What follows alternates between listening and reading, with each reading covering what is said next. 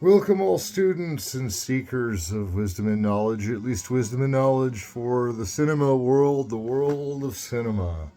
From December 12th, 1895, when cinema was born by the Lumiere brothers in France, and to the year 2024, where independent filmmakers still try to make movies as good as even the tradition of Dogma 95.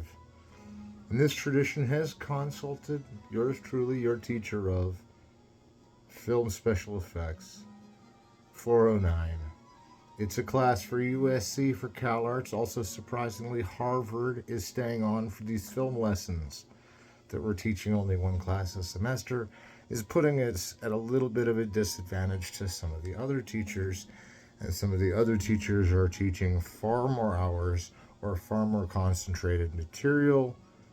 But I was not going to brag much in this class. I always have to bring a few brag moves up. One brag move I have to bring up is that recently I was told that while I was in Europe, I gave one of my notebooks to a famous writer there in Italy. It was this guy named Mario Bravolti, and he would totally deny it now, although I told him that if anyone blamed him for writing my book first and that I stole it from him, then I'd make it a big scam all over America and just be like, no, I've never met him, man. Like, he's probably trying to steal my book rights still even to this day. So, no, I'm just kidding. He's a really great writer, and I knew that if he didn't get that story before I did, I'd never get it. And that was part of writing that story, was giving parts of it to other people, because people really wanted what was in my notebooks. And why? Because we went on the Australian tour and we saw all the demonic shit in Europe, so everybody wanted to read our script, yeah? Everyone wanted to read our script, and that's a note to script writers, especially Da Vinci Code types that are out there to write about demons you see on a daily basis. Don't forget those special effects like Constantine. And last week when we talked about The Exorcist, we were talking about how demons are sort of this special effect like character. It starts out as kind of this Frankenstein zombie and turns into this monstrous Beelzebubic creature, and it's like special effects were made for this. You think of the special effects artist that was really famous that helped come up with the original drawings for Alien, H.R. Geiger. He was a friend to a lot of us, and H.R. Geiger was really the original guy who drew the Alien for Ridley Scott and then later James Cameron's Aliens. And this is all going into the class that we're already deep into. So we see that H.R. Geiger draws these like pictures of what he wants the alien to be. It's the source photo. It's the ultimate narrative of how you draw these aliens. And there they are in these pictures by H.R. Geiger, that he drew all the conceptual art that was negotiably favorable to the Aliens movies, is because he designed on paper, even in the three-dimensional drawings, what the alien should look like, and that he was monitored by all kinds of like necromancy and things like that. We'll leave abbreviated with that's a secret to artists. If they use that, go ahead. We all use magic, industrial light, and magic doesn't try to hide that magic is part of it. And these alien movies have absolutely the best special effects. But you know, something I learned from the Directors Guild, from a newsletter I was reading seriously, that the Directors Guild was saying, you know, the generation that's come before mine, or even the one before that, has had so much harder of a time with their films. Like for a while there, you couldn't be a director, at least one of the big directors, unless you had a spaceship in your film. You know, a real spaceship had to land in your film.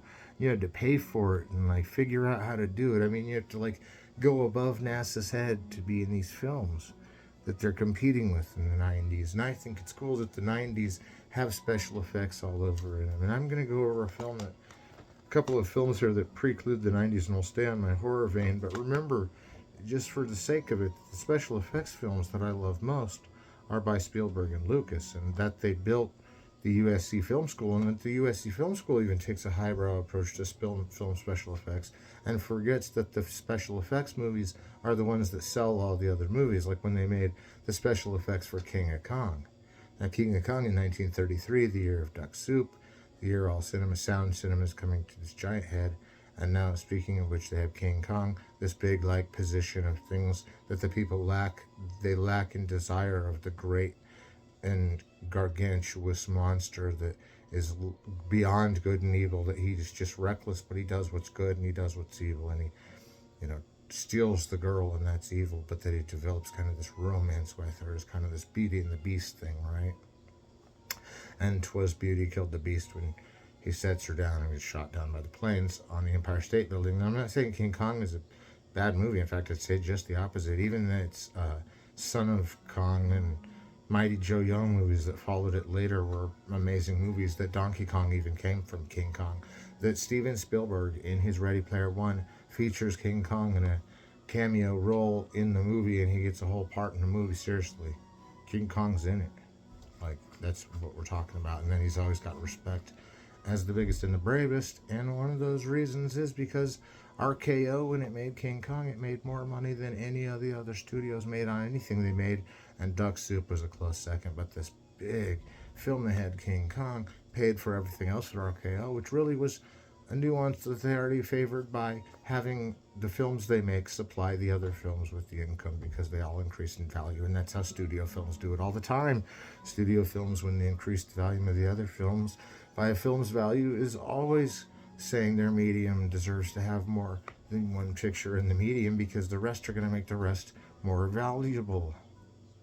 That the valuability comes from the special effects in many ways. In often cases, the special effect ones are harder and more expensive, like King Kong was in its rarity. That it was less expensive. It was not that they had to do stop motion animation in camera is already really hard. I bless to the King Kong genre, and we will get to the King Kong. Before we're done, we'll talk directly. I have a copy of it over there, and as soon as I touch the copy, I see the film, which begs me all today to why I need to get to what is today's film and special effects. And there are two of them I'd like to talk about. This one a little more briefly than the next one, but they're both from the 80s, and they're both from the horror genre, and they're both from the golden age of the horror genre. And the horror genre was with John Carpenter and Wes Craven, and Stanley Kubrick was still making horror movies, and Stanley Kubrick finally making Stephen King saying he doesn't think that there's ghosts, just because there's ghosts, there's an afterlife. Stanley Kubrick disagrees, says that if there's ghosts, then I guess there's life after death, and that's a good story. And Stephen King says, actually, it's usually ghosts or people that have some unfinished business on Earth. So they got a little bit of furious talking about the movie. They didn't really agree. Stanley Kubrick kind of made it his own kind of movie, but based it on the book.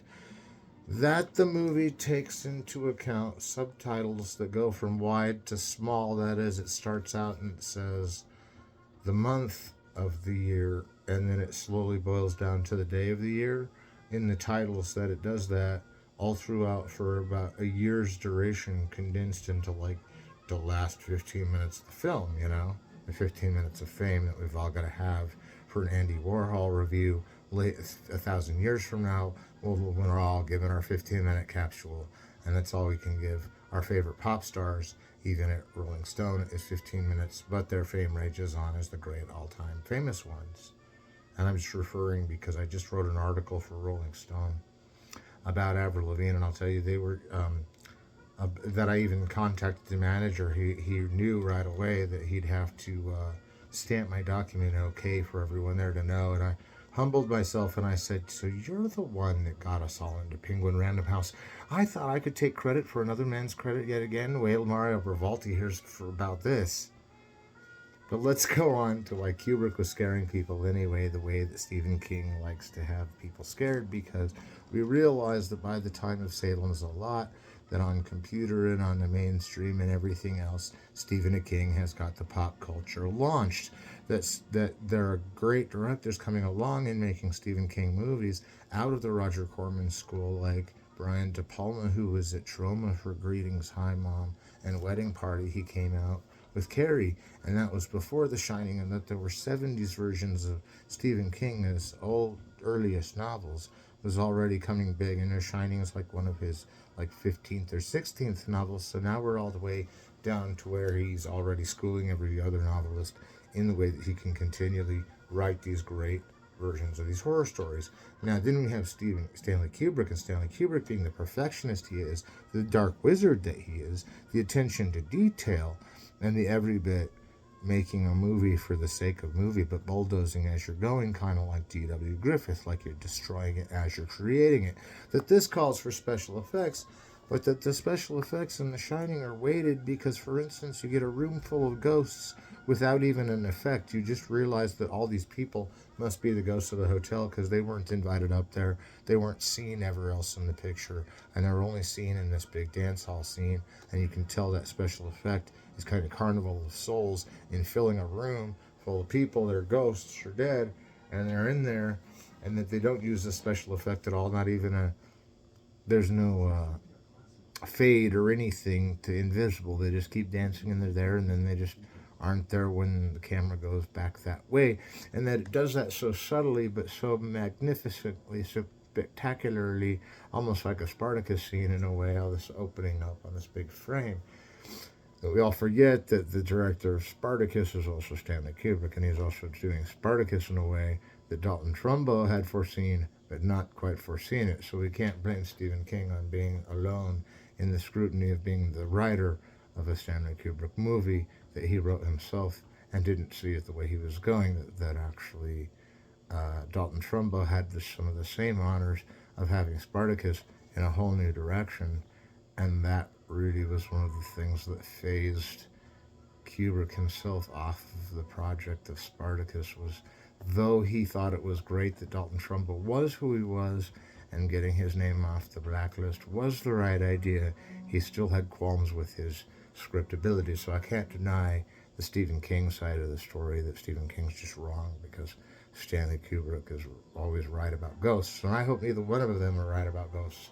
I hope there's an afterlife, and that ghosts get to playland forever in the afterlife. That's what I'm hoping for, even if there's no God, which there isn't a God, because God would actually give ghosts a playland in the afterlife. And we all know humdrum the universe is, that nobody can have a good time as a ghost, except Casper the Friendly Ghost, and that actually takes some digital animation.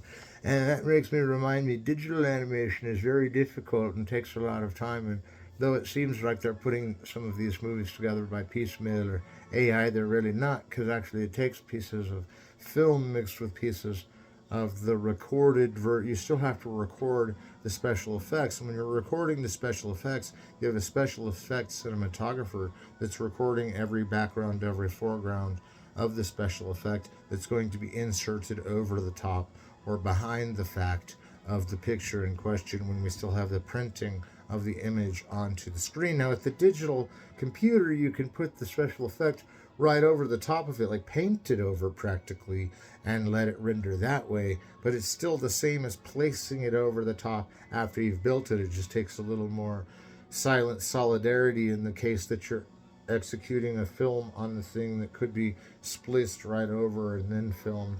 But then you only have one effect artist working at once if you're just controlling the special effects over. So that's only for really, if you've got to get it done and you're heading for a quota, you get one down to the executive artist, and he kind of swoops over the last bit of special effects that he can get in before the due date of the film, which was partially to do with how they set up with when they'd be done with the special effects anyway. And that's all part of the bravura of the movie trailer. And we do all this, we spend more on the movie trailers for a special effect movie because the special effect movie costs more to make, basically.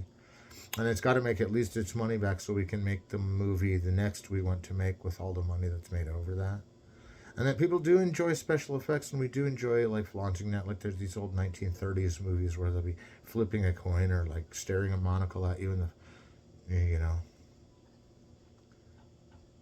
Charles Lawton in Witness for the Prosecution, he's always using the monocle to get the camera to glint back over to him. And so we do use tricks and techniques in Sublime to get you to like Gold Diggers of 1933, the sublime of the riches of what we could be if we were the proper gold digger or whatever, what we could be, what we could do, what we could see with all the money we could ever possibly have. And I love that special effect of making it feel like the human is in the film experiencing it, like they're going through the getting rich all of a sudden from Gold Diggers of 1933, that they can feel getting rich all of a sudden, and it's a great feeling. It's like this dream desire capitalism capitalizes on these techniques, and that it doesn't take the paper tiger to realize that we're all out here trying to sell our goods, because to sell our goods would be to get back a part of the work that the goods are for. That all of these things that capitalism sells are not things that are difficult to find in society, because they are worth it and are worth having. It's like someone saying,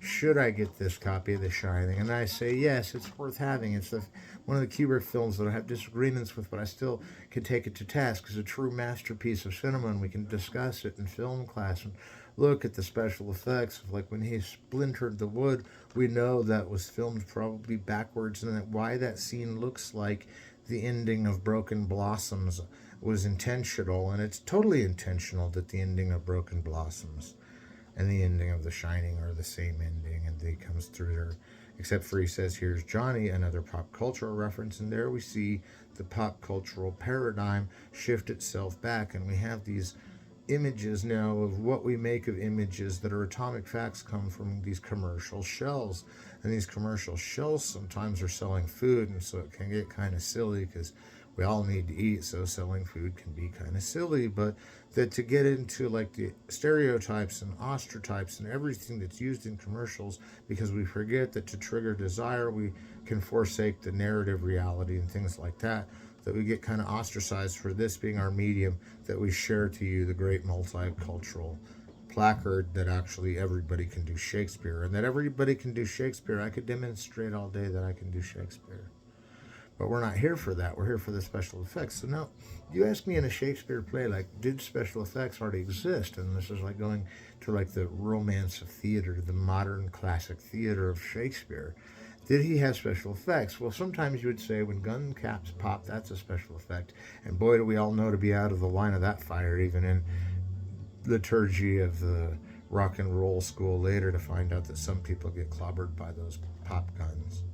Famous people end up getting clobbered by pop guns, and we won't go into that. But so then you have that dangerous special effect, making guns look real in movies, and how do you do that? And I say, well, if you're going to use a gun in a movie, just unload it. Then you've got a gun in a movie.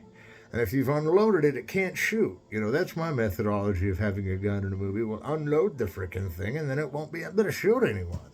If you're going to bring a gun to the set, go ahead but unload it before you get on the set, bro.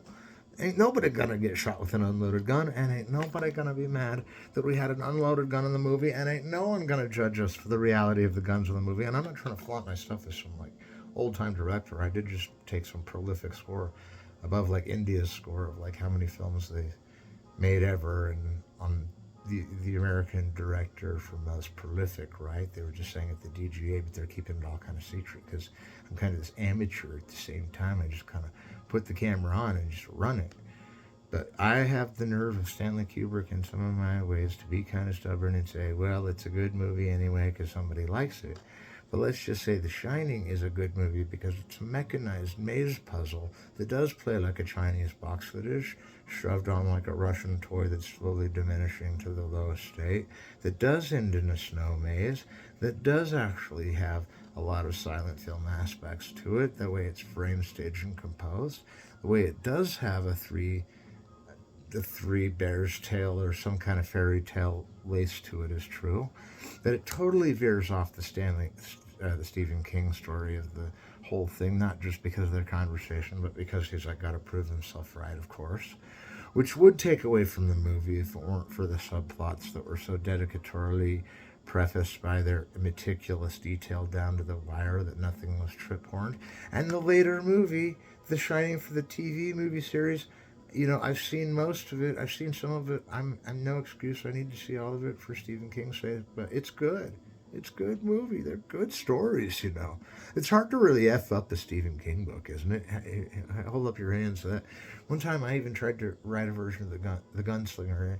It's hard to F up a Stephen King, isn't it? But you can maybe F it up, but that it never gets into the movie making process if they F up the Stephen King in it. And so really, even though I'm kind of a diehard Stephen Kingist, some of the remakes don't play it as well for me. Who cares? It's a good story. You can base a movie on it. Hell, the fact that they haven't based a movie on every Stephen King book is a surprise to me. I say they need to. And I say that since Stanley Kubrick was in the same era of being like, let's get a Stephen King movie on our belt, and then we'll look really fancy and cool, is how it really was. It wasn't just that he was this pop-time novelist that everybody took for granted. Everybody said, oh, he'll write us a good one that we need. Or every book company in the world said, oh, he'll write us a good one if we need. Now they're all sitting there going, oh, somebody will make a good movie out of his if we need. And they're still sitting there going, today, to this day, oh, he'll write another good one, I bet. Just within time. Well, he's already written how many? 74 or 75 books, maybe more. Maybe I'm not counting them all. I'm being generous by saying 76 books, and they're still standing around going, oh, maybe he'll write a good one, or another good one. Maybe he'll write another good one. And it's like, that's flattering, but like it doesn't compete with like what it really takes to write that many books and see that many things and show the world that many things and be the king of that many things, and then to kind of get some awards for it that even I was sending him. And the thing is the guy is absolutely fascinating and brilliant, and that he's got a mind beyond the galaxies of the universe, is totally underrated, and that you have to be smarter than everybody to be in a job like him, and you have to know things no one else knows to still surprise people in the line of work he's in.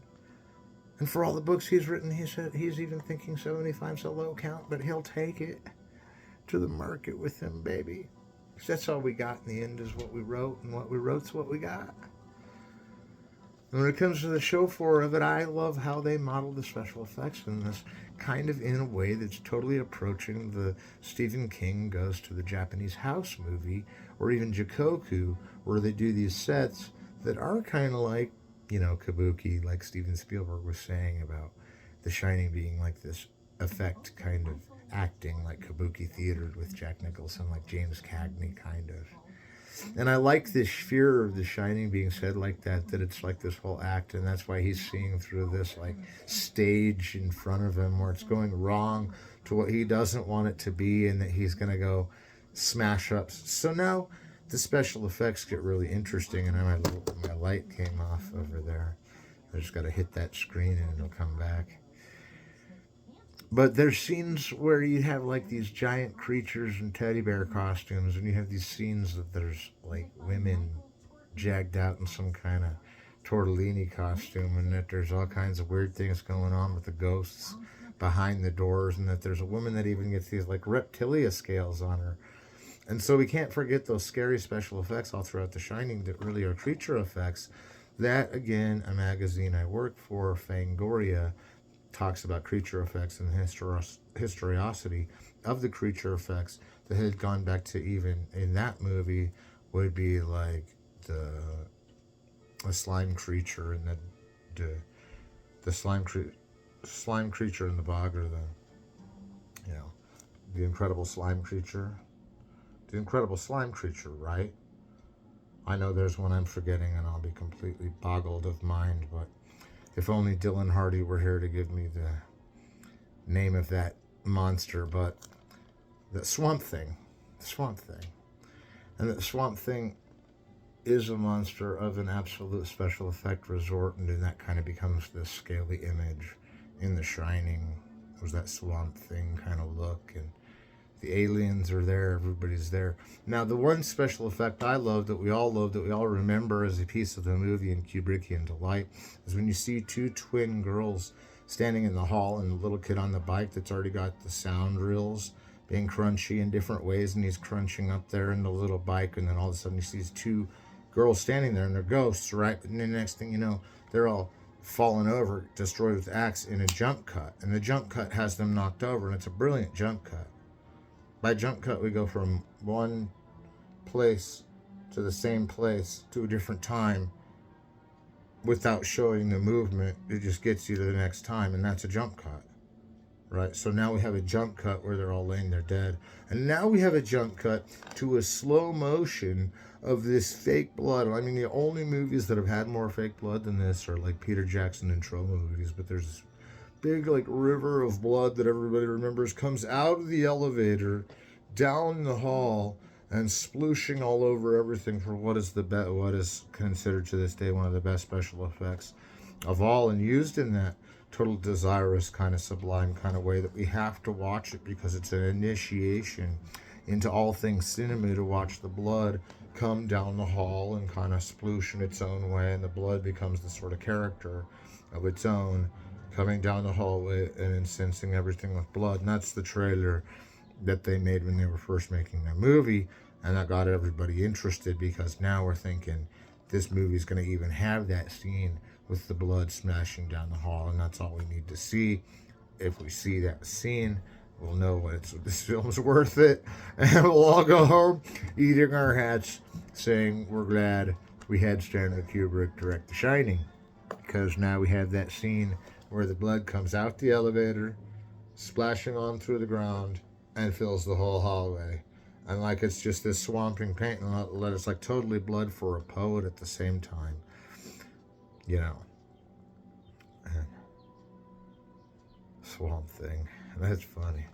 So then you get these special effects throughout it. You get the special effect of the maze at the end and how the whole thing turns into this snowy maze. And that it takes place in Colorado. Well, it's pretty far from my house, but the place is Colorado, and that we teach Harvard from Colorado could be a total controversy until you find out that I wrote this book about CU Boulder and about how I'm making their school so much more amazing that it's becoming a more competitive school. And that's what you do with your Harvard careers. You make all your local schools better and more competitive schools by granting in them the knowledge that they too can learn from knowledge and wisdom. And I'm just planting a little Harvard ability there, because they would be like, well, why we let this guy from Colorado preach to us is why?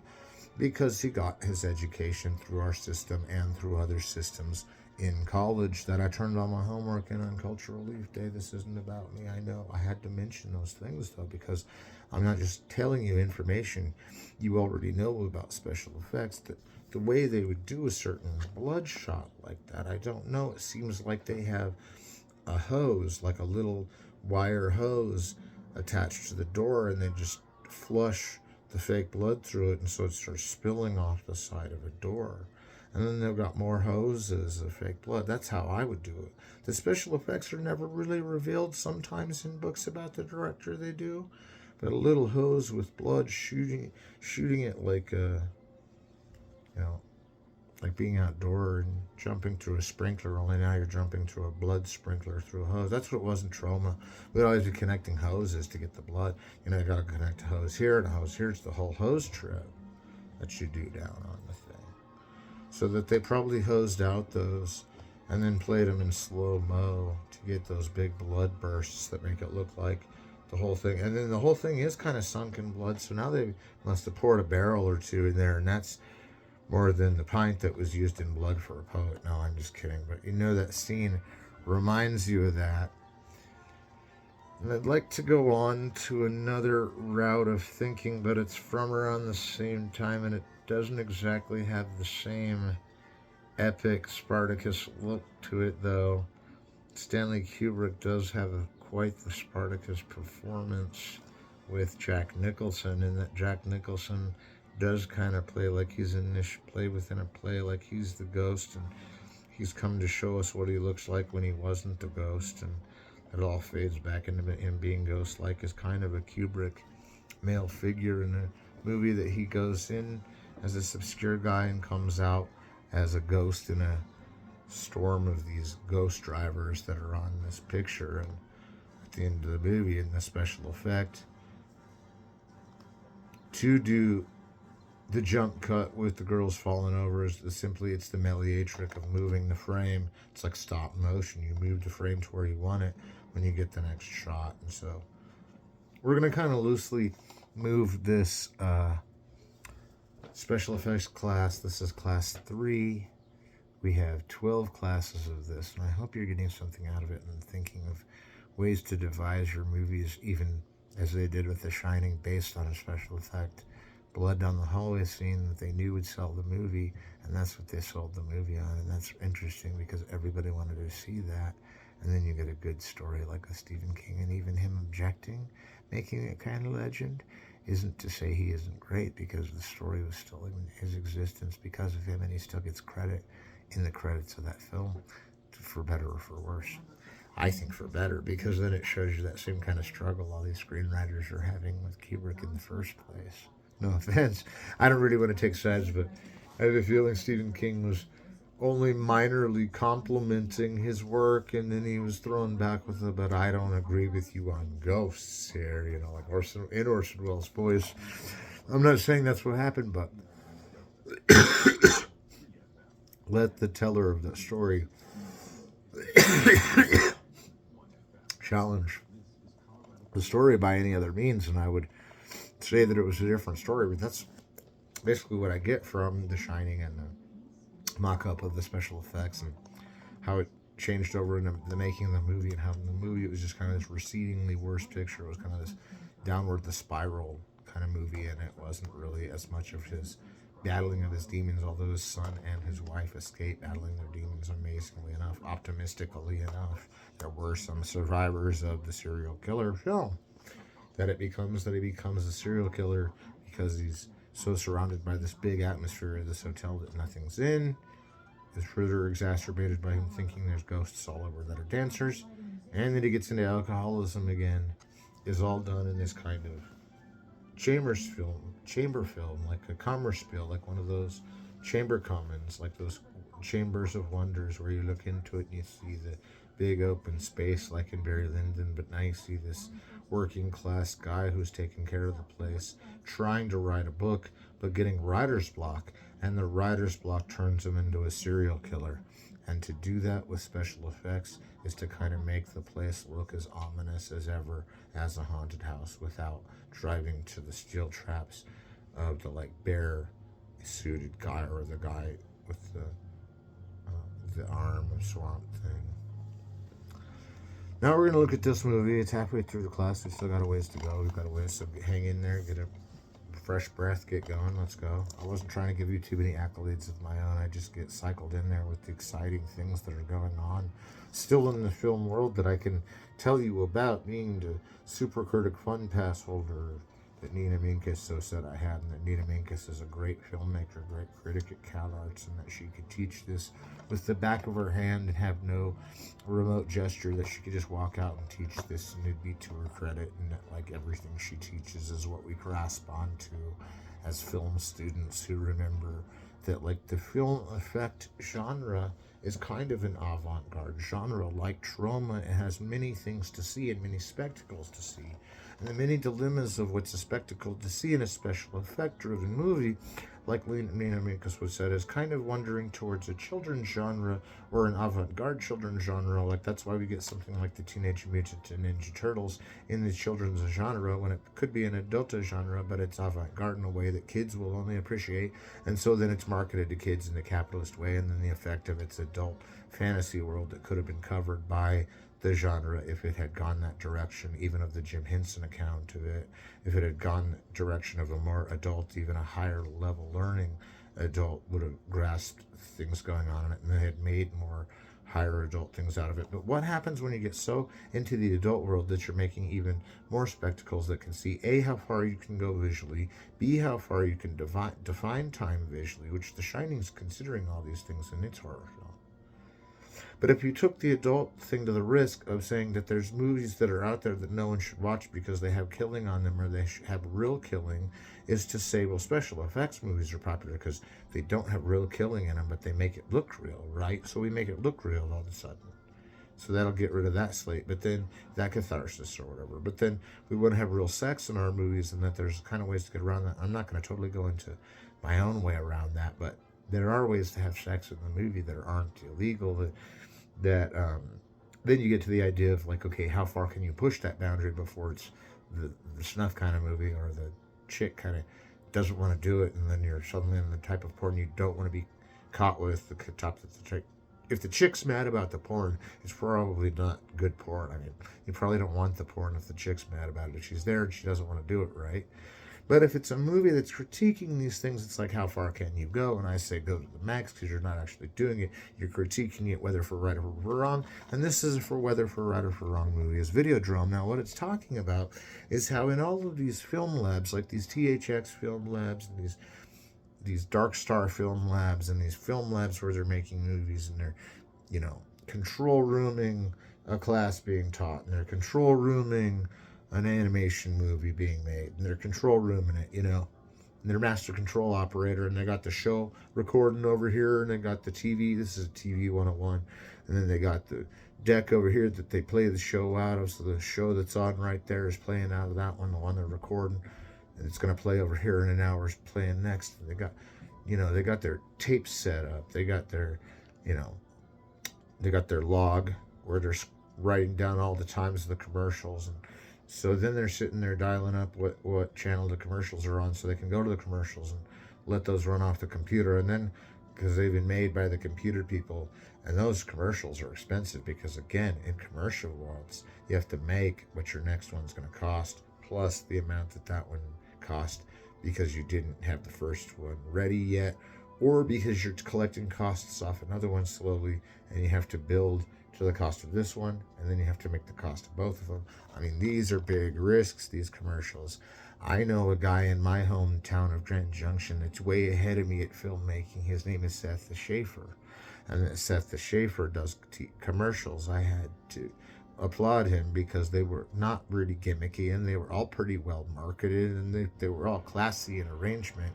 And then it wasn't a body of work to be ashamed of to be a commercial filmmaker anymore. And that now I'm getting even more avant-garde, saying, how am I competing with him as a critically commercial filmmaker, but is still doing these self-help things on the side, these kind of videos for people to plug into what they're good at. And I'm very amazed that he can do that and not really propagandize his commercials. And really, that's when you're telling people to like it no matter what. And he's saying, look what's good about this. It can drive, this car can drive like this on a run pass. This is a beautifully driven machine. When it looks driven, it looks beautiful. When it's driving, it looks beautiful. There are things you can sell about a commercial that don't have to be, if you don't get this, you'll die. And I love commercials that are hilarious, if you don't get this, you'll die ones. But some people might believe that, man. I mean, they believed in War of the Worlds, and it was a whole controversy. They believed that I actually rewrote Mario Bravolte's book. See what I'm saying? It's easy to get like one of those gimmicks that totally make it seem like it happened. But what I'm getting at is Videodrome now then critiques this master control operator world that we've got the commercial in, we've got the commercial going, it's running, it's on TV, we're paying for it. But now Videodrome is saying that somewhere on the satellite, somewhere out there in the world of video making, is the totally subversive, underground level of making movies that, like these movies itself, are harmful. Like, the movies will destroy your brain, they'll invade your mind, they'll invade your body, they'll make you give birth to VHS tapes. I mean, they'll do crazy things. Guns will start popping out of your skin. You'll say death to Videodrome like 3 times at the end of the movie.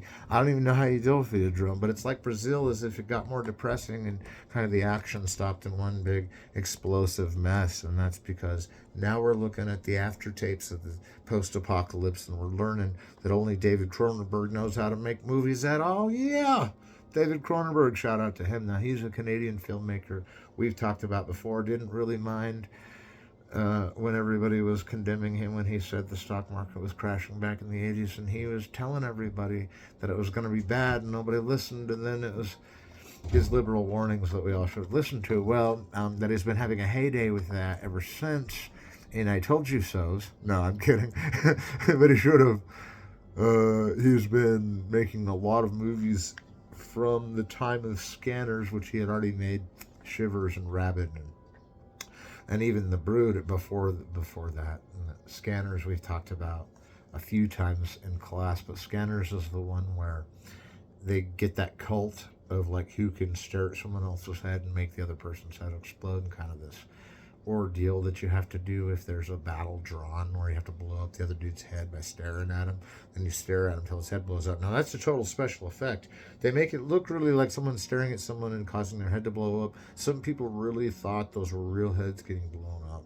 I'm not really going to say whether I thought they were real heads getting blown up, but it looks real, and I think that the special effect of the violence has to look real. Whether people that don't like us watching violent cinema and triggering some violent impulse or something inside of us all, whether it be men or women that have a violent impulse in us that we never even unmask in life, that we never unmask this violent impulse. And here's this movie where the violence has to be spot on crazy, or it's not going to represent what we want in the bigger, grander nature of our thing. With having cinema get bigger and grander, the more we add things to this lack of what we want, the more we're going to have the Titanic bending in half in its shiverly space and crushing everything in its path and drowning all the stars of the movie, you know. I mean, the monster's big in Videodrome because it's saying that these guys in Master Control Operator Room are suddenly emergent of the abject tape, and that the abject tape can be put in and played and cause mayhem like the end of the world or total insanity. Makes it for good special effects that are almost like still Muppetry in the 80s movies, because when the TV comes alive, you sort of see this plastic image of these lips burning over James Woods, and that James Wood is totally sly, evil, and wry in this kind of David Cronenberg narrative is James Woods at his best. I mean, this is a hard movie to get a hold of. I mean, The Shining you can track down every once in a while, but the Videodrome, I say to get it too, or get it first, because it's like, it's on Amazon or something that it's out there, and that there's this lady that actually whips her whip at the TV, and you see like the TV getting like whip burns, and the people on the TV getting whip burns just from her whipping the TV. Very strange the way the world is linked from the technological to the actual visual of the frame, and then it's sort of the subversive end of games movie is totally obvious, because now we're going like, okay, so the video is assaulting you, but the video totally has an addictive trigger in it too, like totally complimenting on the capitalism having its own hypnosis in its own kind of propaganda making scheme, but that it's more of a propaganda for a bigger, better item isn't necessarily revolving around the now Videodrome of, if you don't get this, you'll die. If you don't get the next video, you'll die. If you don't keep watching this, you'll die. Now you're addicted to it so much that you can't stop Videodrome. And that's all going on in the movie is like, wow, that means I'm part of this Videodrome too. I can't stop watching Videodrome now, because I'm hooked on the Videodrome effect. Like whether it's going to lip around his face so that he's going to get it whipped at, or how the TV is going to react, and that these TV are looking like tube TVs in the movie, and they're not like necessarily the flat screens of the future, is okay, because that way they get affected in an even more severely underworldly cultural way that like Iron Man, not the Marvel cartoon, but the Japanese version would say, somewhere technology mixed with biology, mixed with fantasy, mixed with biology, because somehow these wires are coming real and being human, and that the wires themselves are the wire zombies, and that's the Ghost in the Machine. That the Ghost in the Machine is when the special effects are in the machine, but they won't play out the register. No, it's when they're in the machine and you didn't put them there and they're already there. I love when that happens. I love when the special effect is put in the machine before I even use it. I love it when I walk up to the machine and the special effect is already in there. That makes my life a haunted vision easier. And in Videodrome, if you really take my word for it, it says first it controls your mind, then it destroys your body, a shocking new vision, and then you see like James Woods doing this whole like mad as hell, but we're not going to take it anymore type look on the cover. Yeah, this is good. It's a critique of how visuals work and impair us to see how there is a way to hallucinate someone's mind into thinking that they are part of the narrative of the video that's being shown to them, whether it was created for their type or someone like them or exactly them in a conspiracy for them to think they're controlling the video or not by their interactions with the characters in the movie.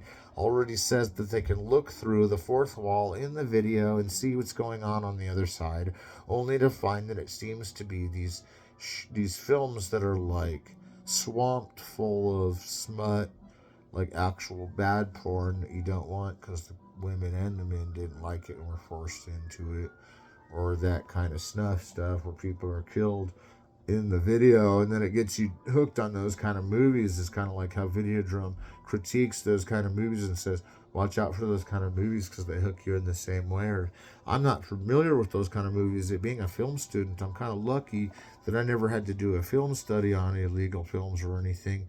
Not that I would turn in anybody that did set me up for that, but I can gladly say there was nothing like that going on in film school. Nothing like watching a film you didn't want to, and that usually could change, but that if there's a film you don't want to see that's controversial because of it being legal or not, certainly you're not going to be asked to see an illegal movie on that account.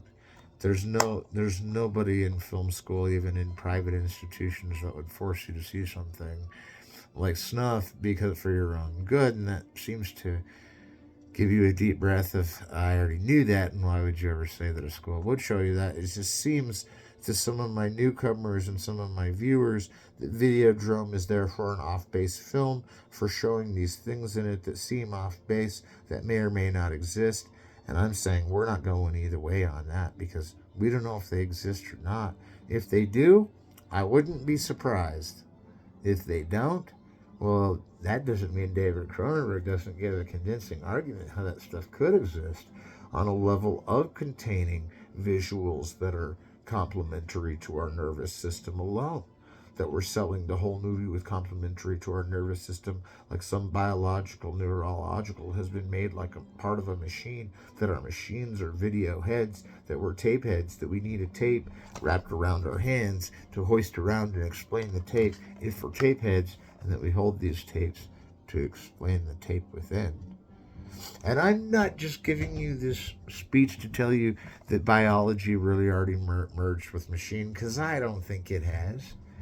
But if there's some way that they've let some clone grow into a biotechnological Robocop type dude where he's part man, part machine, and they got it just like they did in the sci-fi film, I wouldn't be surprised. But really, I don't know. I mean, I've heard it's possible to hook up, like, say, a microchip to someone in their brain just for shits and giggles. That they actually figured out how to do that and can show you pictures like arcade games can appear in your brain when you close your eyes. Or I've heard of that. It's called, I won't even use what it's called on the air, but they've done that before with video game experiments, and this already seems like if they can put a chip where you can see cartoons at all and you don't really control the cartoons, maybe these things are asinine in trying to explain, because they're either going to create this kind of panic, worldwide panic or whatever, panic in the streets, worldwide panic, yeah. And if they knew that there were chips that could go in your brain that changed the way you think and stuff, and then they'd think me a total charlatan for even mentioning it. But all I said was I heard. There may not be. Chances are me mentioning it is controversial because some of you haven't heard of it, or some of you think you have, or that it's totally a movie-like plot paranoia for me to even think that exists, is probably what I'm going to be told to say and asked to say. And so since I've been asked to say it, there isn't really a chip that controls your brain and lets you see cartoons. But if there was that you'd heard of and you wanted to explain it, wouldn't it be so illusional to the machine becomes biological in Videodrome, and that we got to take this machine becoming biological thing more seriously than we did when David Cronenberg scared all of us out of our VCR's presence for weeks because we thought it was going to come alive, eat us, and put a gun in our stomach. Death to Videodrome, you know what I mean? Before the ending.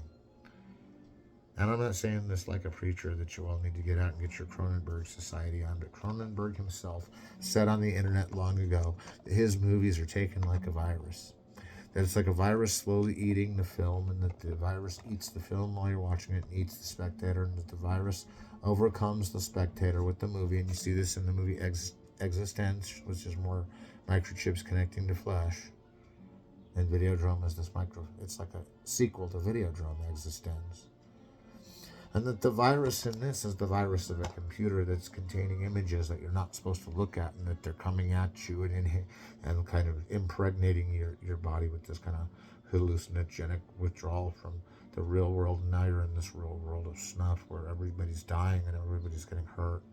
And then, like, on the same time, all the sex is engaged in this sort of, like, flat down rape of all women, and it's just getting scary, and you're thinking, well, she's the one doing the damage to him, so I'm okay there. But yeah, I can see where this bad mystery is leading to worse fears, and then the worst fears get way worse, and then you're kind of scared by it, and then you're like, do biology and technology mix? And if they did, would I be able to handle it? And is that really what someone in a master control room would go through with like a tape, and is that political to say that the tape is there because it's infesting the world with its Uber virus, and that the Uber virus thing makes me think of the purge, like everybody's on vacation that day and nobody has to follow the law because the law has been all shut down for some odd reason that day, and then they go out there and run the purge. Well, this is like, if this video gets out, everybody's going to die, you know, or everybody's going to turn into zombies, or everybody will get snuffed in a snuff film on TV, or we don't know what this video drum's going to do, but it's going to get you problematically have sexual encounters with people you don't want, and it's just going to be this horrible mess if this one video gets in your house. And I fucking think that's the beauty of special effects, because now the Schenectady is the videotape.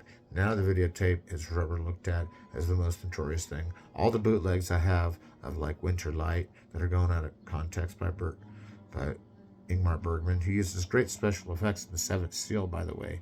Very existential, very expressionistic, very old school, let's play games with death until he goes away, till the clock strikes the 11th hour and we have to take our witches at bay.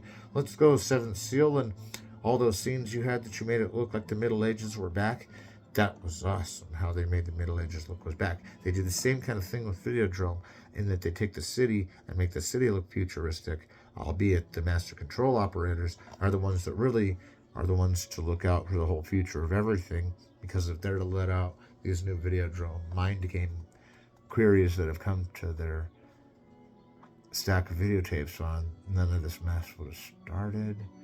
So it wasn't really the VCR's fault, it was what goes in the VCR that counts. And I'm not really trying to make a message out of it, but these are the movies of the 80s that are what I think of when I think of special effects. I mean, in Videodrome, we've got that whole Naked Lunch acquired thing, where the whole city is dystopic, where the technology is falling apart, where you've got like, you know, like long wires of technology broken and zapping here. And, you know, it's like the TVs of Brazil went out of stock, and all they left were like Videodrome TVs, and that like their whole studio is falling apart, and then the TV comes alive and like almost shoots him or whatever. The TV comes alive and like puts his lips over. That the TV itself comes alive from this tape is already what I'm thinking is like the tubes in the TV. That's why you use the old ones, are breeding this like biological kind of thing that's coming to life with this technology. And it's like even the pollution that grows inside that is coming to life with this kind of like hand through the TV. That the flesh is coming from the TV is so wild because it's such a synthetic object. And then you put this thing in it that like makes it flesh. And that there's filmmakers out there even with the theory to this day that The Shining could come true on the drop of a hat. Like you could send a family up to a hotel that's only semi-haunted and expect them to watch the whole place, and they'd go agoraphobic, or they wouldn't want to leave the house, and then they'd get this kind of agoraphobia into like a mental illness, and then they'd kind of get like, what is it, like serial killer madness, where you even think you're a serial killer, and then suddenly you start becoming one because you even thought of it. That totally is a plausible plot. And I'm seeing how special effects of blood hurtling down a maze full of house rooms in a hotel is a beautiful way to describe it, that we all can't keep our minds off, with those little girls just falling over to their side on a jump cut, and then the next thing of the oozing of blood down a hallway. And then if there's not enough blood in Videodrome, there's enough ooze and goose in it, because it totally has the guy shooting at the flesh, the TV, shooting at the camera, shooting at his own will. He's firing at the TV itself. He's getting the gun to shove in himself, that there's fake blood coming all out his stomach when he's shoving the gun in himself. And he has to have that gun for later is why he shoves it in himself. I mean, it's no big deal, right? If you need a gun for later, you shove it in yourself. Just like you shove Luke Skywalker in a bantha if he's getting too cold outside at the Hoth base. You got to know these things when you're watching cinema, and you think this is just useless information. But I'm telling you, if there were types of videos that could then change the deck, that could then change the TV, that could then alter time and space, that were already meant to be mind-bending with what they have on the tape, even if you get to the point of watching what's on the tape, if you're seeing in Videodrome. Don't forget, it could be propagandistically addictive and could be like a conditioned response that you want to see the rest of it. That's how that type of snuff and porn is showed. I don't know, but I'm pretty sure it is, because it's not the first director to comment on this kind of thing in that way, and that this is kind of harder than A Clockwork Orange because they're going apidly wild on these videos, but easier on the eyes and ears because they don't try to pull that "oh, did we cure him or not" thing at the end, where it's like things are still going boom goose wild, right? But don't forget, in Videodrome they go boom goose wild for not just the reason of getting the movie out and that the story's great and that it's kind of this Philip K. Dick for David Cronenberg in a way, but it's this these other great writers, and that this is an uncut version that I got here. So hell yeah, and that Cronenberg is one of the masters of horror, like, and that he has Oscar winner effects by Rick Baker in this, who did American Werewolf in London and Star Wars. I mean, it's a scientific adventure about a nightmare world where a video can control and alter human life. So now we have the video and the TV and every VCR and everything that's connected to it, altering it and controlling human life. Now that we already know movies control and alter human life, well, I don't think this particular class altered or controlled your human life the way a Videodrome movie, the movie itself, or the videos within it, more ironically, would control your life. That there'd be things in mind that suddenly burst overhead and showed you pictures of Sweden's great movie, The Seventh Seal, and that we could all see how the costume design was part of the special effects, and his rapier wit and his rapier that he had sticking out was really scary, and that he led everyone to the afterlife until the night, played by Max von Sydow, who's in The Exorcist, who's actually one of the Christians that gets housed. So that he's a Christian that gets housed by the apocalypse in Seventh Seal is cool, but now he's a Christian that gets housed by a demon in William Friedkin's film where the priests almost didn't win. And that makes me think it is a little less cheesy that the priests even come to battle, because it's Max von Sydow, who we all know will play chess with death to slow down the process of the murder of the entire cast and crew, which is always in hand on these whole messages, and that the Videodrome cast kind of goes down that way. And that's really sad the way they all went down in Videodrome. I hope none of my movies do that to anyone. I hope that The Shining doesn't turn someone into a serial killer, because then we'd have all of Kubrick's films have been copycatted crime. And I really hope that Videodrome doesn't spread its message, because if it does in a propagandistic way, we're going to have to check every tape to make sure it's not the real one, because I've heard they've slipped in some real Videodromers even in the movie, and that's when things get serious, because what's a real Videodromer? I thought the movie was the real Videodrome. Oh, you mean the actual snuff ones? They better not put that in there. I'm still in one of those copycat sessions with was it real or not situations with famous author right now. And the last thing I need is for David Cronenberg to turn out to be worse than the real deal, which would be even more of the real deal, which he's the most of the real deal. So I'm not going to question what he does. I'm not going to question it, the ethics or morals of either Kubrick or Cronenberg, on the grounds of cinema first. Cinema first here. Not my idea of what a good time is or a bad time, but cinema first. And my idea of a special effects that sell a film completely from the ground up is The Shining. My idea of special effects that may introduce us to those microchips in the brain that I'm already going to be in trouble for mentioning, priceless. That Videodrome takes the blame for that whole live the movie attitude of going inside the tape or going inside the painting. Yeah, you know what I'm talking about? Like the Stendhal Syndrome by Dario Argento, where he seemed to go in the painting and we're all going in the video. Yeah, we're all going in the video, and we're all going to have a blasting good time. And I thank you, my Harvard, my USC, my CalArts friends, for coming out for film special effects. This concludes Class 3. We'll have Class 4 in a few days. Take some notes. We'll mention things like a midterm and how we probably won't have one, but I just wanted to mention it to make those of you that just started taking school or taking school from me scared, so you could think there's something we'll test you on yet. But we will have many tests, and see if you can build a special effect reel out of any of this footage I'm giving you that's trying in its way to move you towards desire, to propagandize through words and word use on what movies to see and buy and pay attention to the special effects too. And to learn how to do those H.R. Geiger special effects in Videodrome, and to have those kind of tubes that go on and shoot electricity for wires, and tubes that shoot blood for Kubrick, or the costume of a ripped hole through a man, or the elastic of the TV that's making the TV go over the blooming, and being from Rick Baker, one of those Ray Harryhausen surrogates from in camera all the way to the digital world, and that these films are embarking right along the edge of the digital world. We thank you for that, to The Shining in Videodrome.